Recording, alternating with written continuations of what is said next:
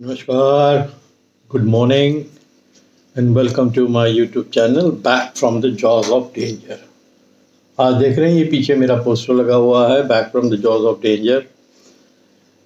सबसे पहले तो नववर्ष 2024 की आप सबको बहुत बहुत बधाइयाँ, मुबारकबाद, कांग्रेट्स। ऊपर वाला आप सबको बहुत हेल्दी रखे, कामयाब रखे, आप अपनी काम की तरफ फोकस्ड रहें और प्रेम भाव से एक दूसरे के साथ रहें, बस यही प्रार्थना है। आज पता नहीं कुछ स्टोरी बोलूं ना बोलूं, बट कुछ बड़ी इंपॉर्टेंट चीज़ अपनी लाइफ की मैं आप लोगों के साथ शेयर करना चाहता हूं, खासकर अपने माँ बाप को लेके। अगर मेरे रोल मॉडल रहे हैं तो मेरे पिताजी रहे हैं हमेशा से, जिनको देख के मैं बहुत इनकरेज होता था, क्योंकि खेल में, क्रिकेट में इतना सक्सेसफुल यूपी तक खेलने के अलावा जब मैं 40 साल बिल्कुल जंगलों से दूर हो गया, इन जंगलों को कभी भूल नहीं पाया। बीच बीच में जब क्रिकेट का करियर था तो बीच बीच में काफ़ी बार मेरे को मौका मिलता था जाने का, और आप यकीन करिए कि अगर मैं 2 घंटे के अंदर भी अगर जंगल जाता था 2 घंटे के लिए, तो मेरे को इतना सुकून मिलता था जैसे 2 साल की जो कमी है वो पूरी हो गई। फिर कोविड आया।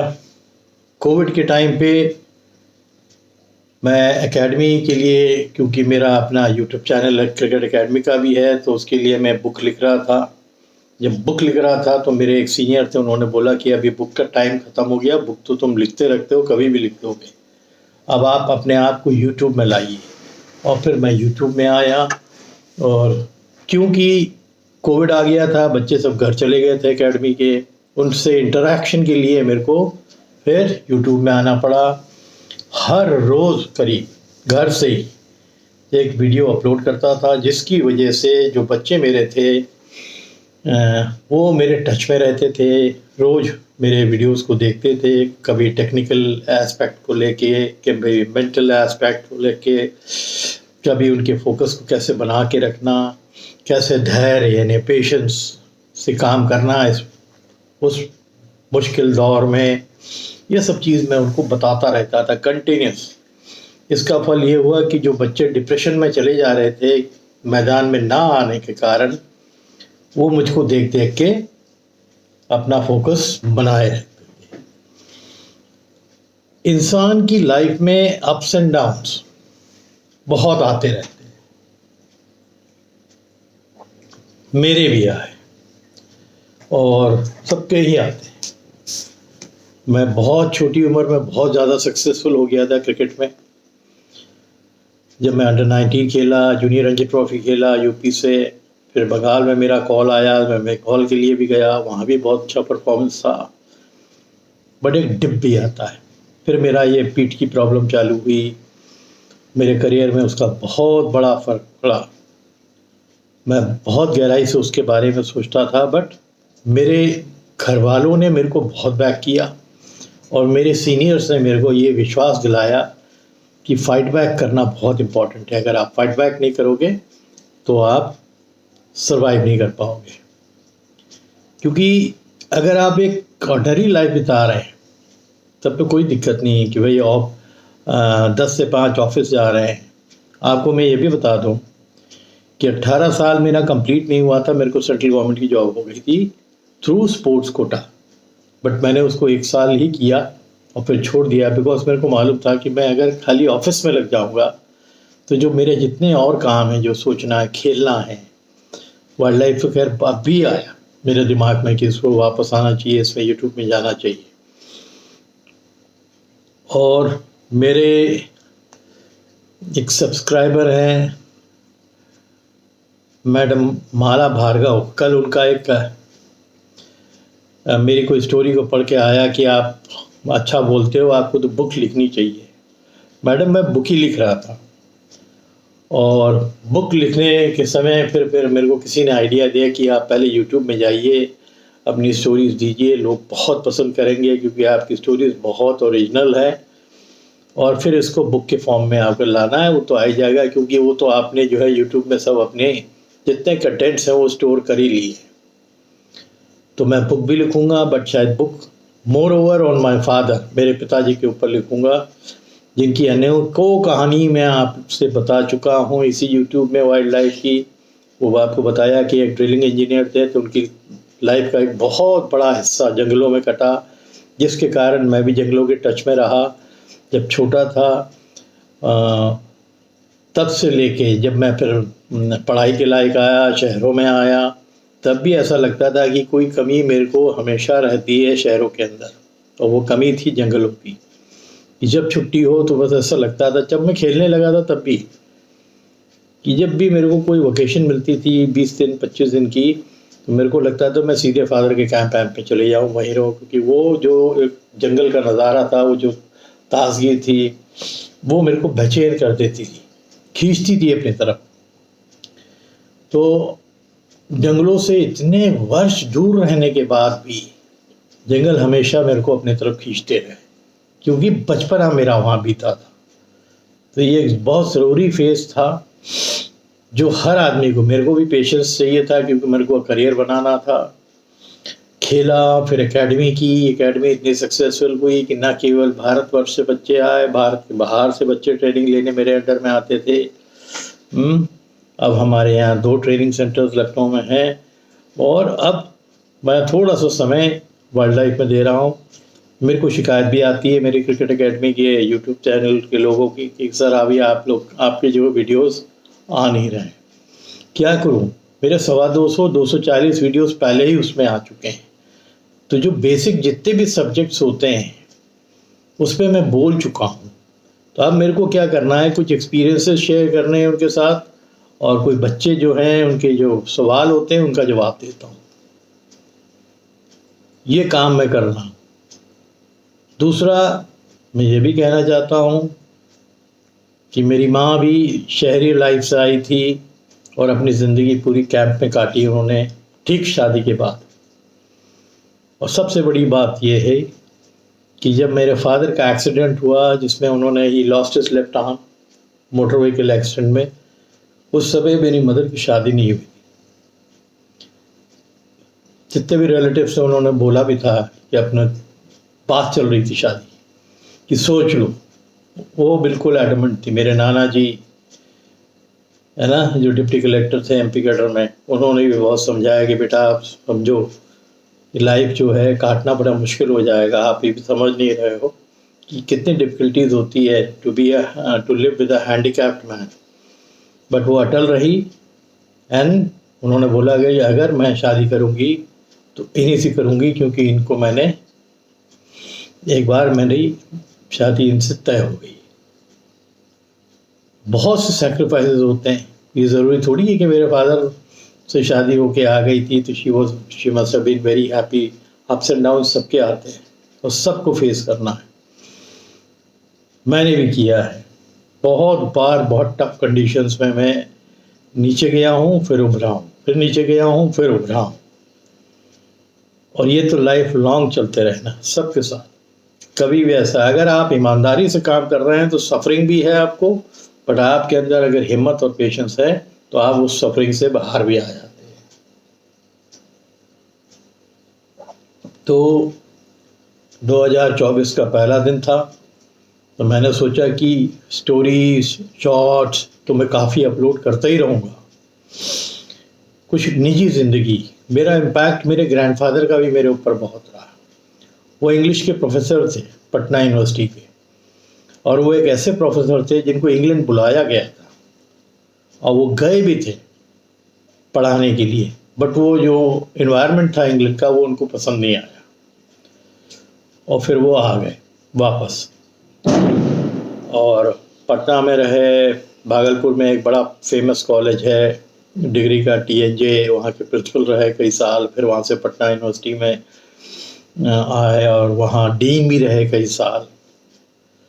और मुश्किल ये थी कि नौकरी करते करते उन्होंने अपनी जो बड़ी प्रॉपर्टी हमारी थी बिहार में, उसकी तरफ ध्यान नहीं दिया। उनके एक और भाई थे, वो डॉक्टर थे, तो वो भी शहरी लाइफ में रहते थे लखनऊ में। और जो सबसे तीसरे भाई थे, उनको वो जिम्मेदारी दी गई कि प्रॉपर्टी की देखभाल आप करें। और वही गलती शायद उनसे हो गई कि अगर इंसान साल में एक चक्कर लगा के सब देखता रहता तो उनकी प्रॉपर्टी हड़पने की नौबत ना आती। जैसे हिस्ट्री में हमेशा होता आया है प्रॉपर्टी को लेके कि कोई ना कोई अपनों में से ही आपको नुकसान करता है, तो हमने भी वो झेला है और बड़ी टफ ज़िंदगी होती है। फादर तो जब रिटायरमेंट के दौर पे आए थे तब मेरे को ले जाने लगे अपने साथ, जब हम केस कर रहे थे, केस लड़ रहे थे उनसे अपनी ही ज़मीन को वापस लेने के लिए। कहाँ लखनऊ में पला बड़ा लड़का और कहाँ एक छोटा सा सब डिवीज़न, बाका अब तो खैर डिस्ट्रिक्ट हो गया है। तो मैं वहाँ रहा और बहुत एडवर्स कंडीशन में रहा। कई लोग थे जिनके हट्स में मैं रहा।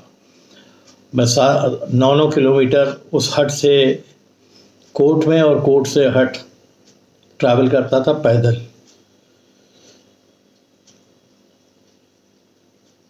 एक रोटी और एक चटनी खा के महीनों रहा। मेरे एक अंकल थे कम्युनिस्ट पार्टी में, उनके एक कॉमरेड थे, उनका वो हट था और वहाँ से वो एमएलए का इलेक्शन भी लड़े थे, हार गए थे, बट बहुत जेंटल आदमी थे, मनी मोहन जी। तो उन्होंने अपना हट दे रखा था और एकदम रिमोट जगह वो हट था, शहर से थोड़ा सा अंदर इंटीरियर में।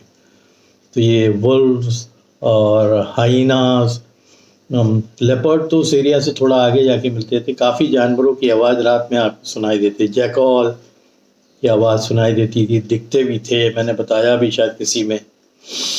इवन स्नेक्स का डर रहता था वहाँ पर। तो टफ कंडीशन में मैं रहना सीखा हूँ because I was a sportsman. और टफनेस मेरे अंदर से बचपन में आ गई थी because I used to live with my father in the jungles. छुटपन से मैंने जानवरों को बहुत नज़दीक से देखा है, अपने घर के नज़दीक देखा है, गाड़ियों से आते जाते जब मैं जाता था उनके साथ कितनी बार देखा है। आज लोग सफारीज़ में जाते हैं, हमने जो है जंगलों में एक डंडा और एक डबल बैरल जिसमें एक कोई आदमी हमारे गांव का रहता था वो लेके रहता था, मीलों मील पगडंडियों में ट्रैवल किया है, चाहे वो उत्तराखंड हो, चाहे वो एमपी हो, चाहे वो महाराष्ट्र हो। तो पोस्टिंग भी मेरे फादर की इस जगह रही जहाँ जंगल बड़े घने थे। चंद्रपुर महाराष्ट्र में पोस्टिंग रही, वहाँ ड्रिलिंग चल रही थी पता नहीं किस चीज़ के लिए। तो चंद्रपुर डिस्ट्रिक्ट वही है टडोबा वाला। एमपी में तो जो ये आपका जो पन्ना का एरिया आ गया है, बांधवगढ़ का एरिया आ गया है, इसके अर्थ तो बहुत टाइम ओवर है। फिर छत्तीसगढ़ बहुत इंटीरियर में, जब एमपी में ही था वो, तब बहुत साल वो रहे। तो उन सब जंगलों की हम लोगों ने खाक छानी हुई है। तो मेरी तो ये रहती थी कि गर्मी की छुट्टी हुई और उस समय जाड़े की भी छुट्टी 20-20, 25-25 दिन की होती थी। अब तो एकदम सिस्टम ही है एजुकेशन स्कूल्स का बदल गया है। तो जाड़े की छुट्टी हो, गर्मी की छुट्टी हो, हम लोग पहले से सब तय कर लेते थे। फादर अपने टूर तय कर लेते थे कि बच्चे आएंगे तो हम टूर पे इनको अंदर ले जाएंगे और ये भी रहेंगे, घूमेंगे जंगलों को, एंजॉय करेंगे। And we used to enjoy. तो आप सोचिए कि पूरा उत्तर प्रदेश में पिथौरागढ़ से लेके इधर पूरा यूपी, हरियाणा, पंजाब, हिमाचल और आगे जम्मू कश्मीर एंड लद्दाख, ये एरिया। फिर उसके पहले जब हम छोटे थे तो एमपी, महाराष्ट्र, जब वो नागपुर में पोस्टेड थे, ये रेंज आए। फिर बेंगलोर में थे तो साउथ इंडिया, आंध्रा, कर्नाटका, ये सब हमने बहुत, और ख़ासकर इंटीरियर्स में बहुत ट्रैवलिंग की। और जीप से, विलीज की जीप अलॉट होती थी और कभी कभी स्टेशन वैगन जीप रहती थी उसी में, और पीछे ट्रेलर लगा रहता था, उसमें सामान वो लेके हम लोग जाते थे। तो वो टफनेस जो है ना, वो आपको आपकी अपब्रिंगिंग कैसे होती है उसकी वजह से आ जाती है। आजकल के बच्चे वो टफनेस झेल नहीं पाते क्योंकि उनको सुविधाएं माँ बाप ने दे रखी है। तो ज़रा भी कोई कंडीशन टफ आता है जहाँ उनको फेस करना पड़ता है अपनी लाइफ को, तो वो उस चीज़ को झेल नहीं पाते। ऑलमोस्ट 90% बच्चे, क्योंकि टफ बन के वो ऊपर, उनकी जो ब्रिंगिंग है वो टफ बन के नहीं हुई है। तो ये बहुत ज़रूरी है लाइफ में। और अब तो मैं वाइल्ड लाइफ में आ गया हूँ। 5 बजे उठ जाता हूँ रोज़ और सबसे पहले फ्रेश होके आके मैं इसी टेबल पे बैठता हूँ ज़्यादातर, क्योंकि मेरे को इस पे कंफर्टेबल लगता है कि सामने आपने मोबाइल वाला कैमरा ऑन किया, बैठ गए।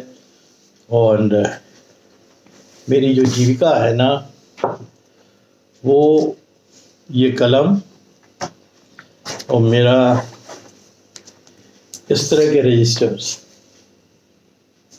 मैं लिखता रहता हूँ। बस एक बार कहानी मेरे को समझ में आ गई या की पौधे की कितना काटा काटी आप देख रहे हैं, दैट मीन्स ये स्टोरी फिनिश हो गई है। उसको मैं लाइंस बना देता हूँ। तो ये भरी हुई हैं, ये भी आधी भर गई है।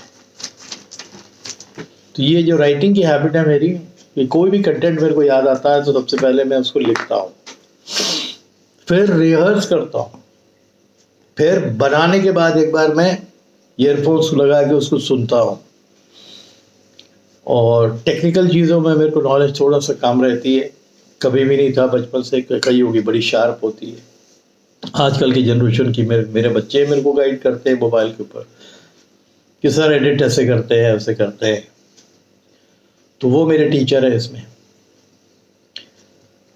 हम जिस चीज़ के उस्ताद हैं, हम उस्तादी में रहते हैं। हम उसके उस्ताद नहीं हैं तो मैं किसी को अपना उस्ताद बना लेता हूँ। चाहे इसमें वाइल्ड लाइफ की मेरे को चीज़ें हैं, उनसे गाइडेंस की ज़रूरत होती है, चाहे मेरी क्रिकेट में होती है। तो वो प्रेस्टीज इशू बना के कभी नहीं रखता हूँ कि अभी मेरा नाम हो गया, मेरे 64 बच्चे स्टेट खेल लिए पिछले 28 साल में। आज 1 जनवरी है, हमारी एकेडमी का ये 29th ईयर स्टार्ट हो गया है। उसके पहले 13-14 साल जब मैं खेला तो समझिए 29 + 14 कितना हो गया, 39 and 4, 43 years into क्रिकेट। उसके पहले पढ़ाई और फिर जंगल। अब मैं फुल टाइम दे रहा हूँ। तो ये वीडियो पर्टिकुलरली कोई स्टोरी के लिए नहीं बना रहा। ये वीडियो मैं खासकर अपने बड़ों को डेडिकेट कर रहा हूँ। मेरे मदर, मेरे फादर, मेरे ग्रैंडफादर, मेरी दादी। अभी मैं दादी के गांव भी जाऊंगा, थोड़ा ठंडा कम हो जाए, जो पिथौरागढ़ की थी। मैंने अपने रिलेटिव्स को फ़ोन भी कर दिया है। उनमें से एक तो अभी रह रहे हैं वहीं पास में, बाकी तो सब नौकरियों में लगे हुए हैं अलग अलग। बट अगर मैं ऐसा प्लान करूंगा तो they will think of coming together, ताकि एक गेट टुगेदर हम लोग का हो। जहाँ मैंने अपनी ज़िंदगी का बहुत बड़ा हिस्सा रामगंगा के किनारे पिथौरागढ़ डिस्ट्रिक्ट में काटा है। रावलखेत इज़ द प्लेस, बहुत खूबसूरत जगह है। वहाँ भी मैनीटर्स हुए हैं। थल का एक मैनीटर था, वो हुआ है, और शायद कॉर्बेट साहब ने उसको मारा भी है। एकदम हमारे ही घर के इर्द गिर्द वो ऑपरेट करता था। और खुशी की बात है कि टाइगर की पॉपुलेशन फिर से उभरी है। पर दुख की बात भी है कि हिंदुस्तान में दिसंबर 25 तक 2023 177 टाइगर्स मरे भी हैं। ये एनटीसी एक रिपोर्ट अलग अलग जगह। तो वो टाइगर्स मरे हैं जो रिकॉर्डेड है। इसके अलावा कई ऐसे टाइगर्स भी मरते हैं जो अनरिकॉर्डेड होते हैं, है ना। कभी कोई जंगल आप ले लीजिए, मान के पड़ा कि कॉर्बेट में हम अगर ये बोले कि भैया कितने हैं टाइगर्स, ऑफिशियली वो और अनऑफिशियली मिला के 500 कुछ हैं। और धीरे धीरे मैंने कुछ स्टोरीज में डाला था कि भीड़ ज़्यादा हो गई है, उनको टेरिटरी ज़्यादा चाहिए होती है, तो ये माइग्रेट करते हैं ऐसी जगह जहाँ इंसानी बस्ती ज़्यादा है। फिर इनका क्लैश होता है, कॉन्फ्लिक्ट होता है इंसानों के साथ, या इंसान इनको जहर दे के मार देते हैं या ये इंसानों को मारने लगते हैं। तो ये एक साइकिल है जो चलता रहता है, जो सबको झेलना है। अगर similarly leopards are coming towards the towns. Delhi के बगल में दिख गया, लखनऊ में तो कई बार दिख जाता है। कल भी मैं गया था, यहाँ पर एक बड़ा फेमस लखनऊ का वन वो है कुकरैल। तो वहाँ पर बहुत बड़ा गवर्नमेंट की स्कीम है कि जू से निकाल के जितने बड़े जानवर हैं उनको आप बड़े बड़े कटघरों में डालोगे, जहाँ उनको जगह मनूवर करने के लिए ज़्यादा मिलेगी। तो प्लान तो बहुत अच्छा है, बट वो कब फुलफिल होता है उसमें टाइम लगता है। जब तक कोई प्लान इम्प्लीमेंट होने लगता है, गवर्नमेंट चेंज हो जाती है। अब देखते हैं कि वाइल्ड लाइफ की तरफ गवर्नमेंट कौन सी बहुत सी सीरियस है, क्योंकि वो जगह तो बड़ी खूबसूरत है और बहुत बड़ी है। तो जो भी जानवर हमारे छोटे छोटे पिंजड़ों से वहाँ ट्रांसफ़र होंगे उनके लिए बहुत बेहतर होगा। तो एकदम जंगल की फील आई, क्योंकि बहुत बड़े बड़े पेड़ लगे हुए थे और अंदर जाते ही ठंडा एकदम, जैसे जाते हैं ना वाइल्ड लाइफ में आप, तो आपको ठंडा महसूस होता है, एक अलग ही, जो शहरी ठंडा होता है उससे ज़्यादा ठंडा रहता है, टेम्परेचर वहाँ बहुत डाउन रहता है। तो वही फीलिंग आ रही थी। यहाँ मेरे घर से वो 13-14 किलोमीटर पड़ता है। तो मैं चेंज के लिए कल गया था, क्योंकि ईव था, तो मैं वहाँ गया था। मेरे को तो एक जंगल की फील आई, तो आई वॉज वेरी हैप्पी। फिर आपको बहुत सी चीज़ डालूँगा। आज का खाली मैंने वीडियो इसलिए डाला था आप लोग को विश करने के लिए। आप लोग बहुत बहुत हेल्दी रहिए और मेरे को इनकरेज करते रहिए अपने कमेंट्स डाल के, ताकि मैं और अच्छी अच्छी कहानियाँ दूँ।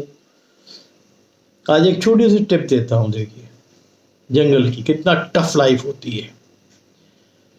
मान के चलिए एक टाइग्रेस है, उसने छः कप्स को बर्थ दिया, उसके लिटर में 6 थे, और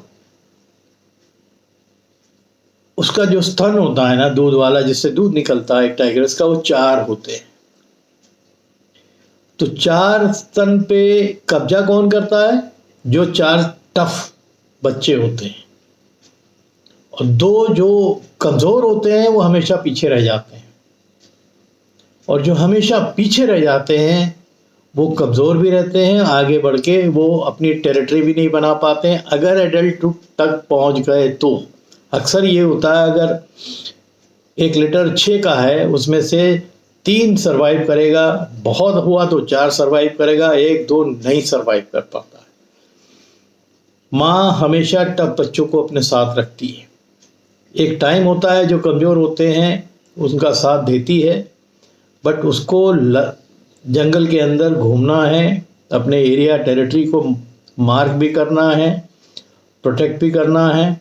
उसमें वो हमेशा प्रेफर करती है कि जो बल वाले बच्चे हैं वो उसके साथ रहें, और जो बेचारे नहीं कर पाते हैं 2 बच्चे, उनके लिए सर्वाइवल बड़ा मुश्किल बन जाता है।